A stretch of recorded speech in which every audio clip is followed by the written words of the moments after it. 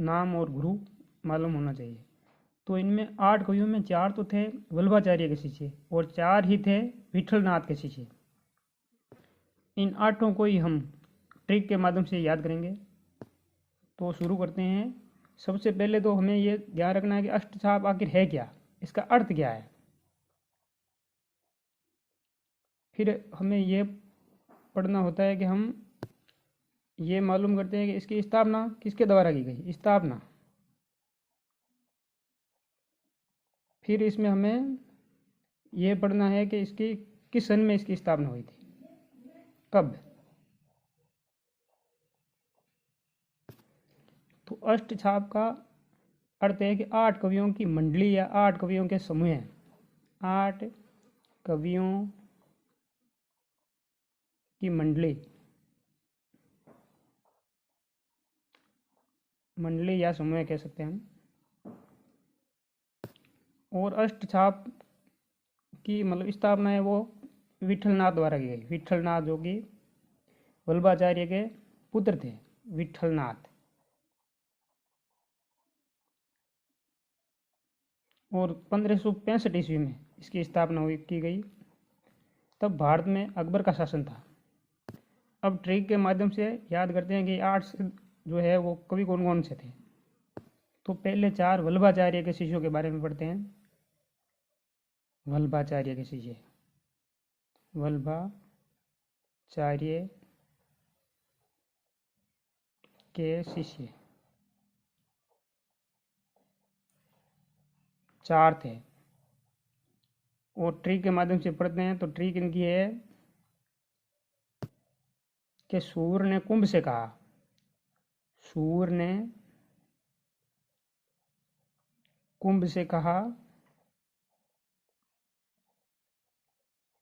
कृष्ण परमानंद है, कृष्ण परमानंद है, परमानंद है। क्योंकि ये सारे के सारे जो कवि थे वो कृष्ण भक्त थे, इसलिए वो कृष्ण की भक्ति को ही परमानंद मानते थे। इसलिए सूर ने कुंभ से कहा कि कृष्ण है वो परमानंद है।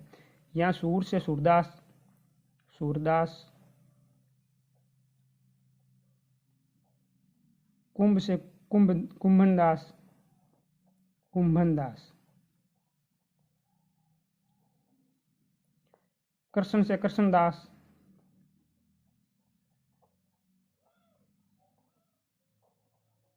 और परमानंद दास।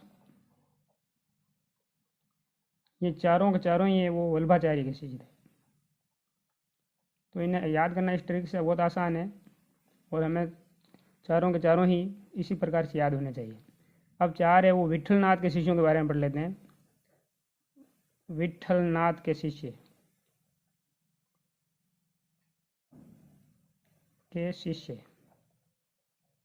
ये भी 4 थे। और इनकी ट्रिक है कि स्वामी ने कहा नंद के गोविंद बड़े चतुर है।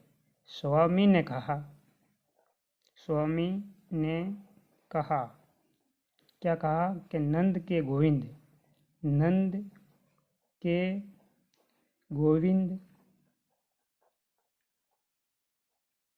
बड़े चतुर है।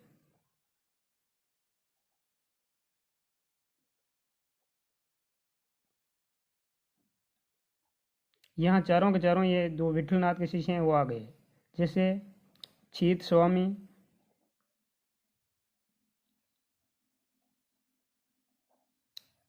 यहाँ नंददास,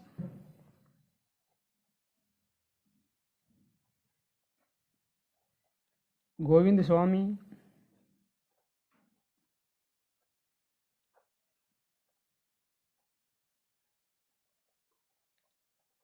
और चतुर से चतुर्भुज दास, चतुर्भुज दास। इस प्रकार से हमें इस ट्रिक के माध्यम से 8 को हम लंबे समय तक याद रख सकते हैं। और यहीं से लगभग प्रश्न आधे से ज़्यादा है वो यहीं से बनता है। अब हम इनके बारे में विस्तार से अध्ययन करेंगे। प्रत्येक के बारे में हम एक के बारे में विस्तार से अध्ययन करेंगे। तो हमें